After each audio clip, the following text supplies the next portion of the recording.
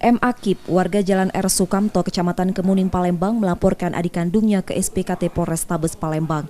Terlapor dilaporkan dengan tuduhan memalsukan tanda tangan surat keterangan ahli waris. Pemalsuan dokumen dan tanda tangan tersebut pertama kali diketahui saat korban dipanggil lurah terkait surat ahli waris yang diajukan terlapor untuk keperluan membangun ruko di tanah yang menjadi warisan. Pelapor yang merasa tidak pernah menandatangani surat dan tidak mengetahui ada dokumen surat ahli waris, membawa dokumen itu dan melaporkan ke polisi. Pemalsuan tanda tangan oleh saudara kandung saya sendiri. adik kandung. Itu gimana seperti ceritanya? Yang jelas kronologisnya itu begitu saya mengetahui dari pihak kelurahan dan camat bahwa benar apa ini tanda tangan saya asli, ya saya tidak pernah menandatangani. Jadi itulah saya melapor ke LP ke Poltabes. Itu warisan, Pak? Bukan. Apa itu, Pak? Sebenarnya bukan warisan, itu hak miliknya saudara dari bapak.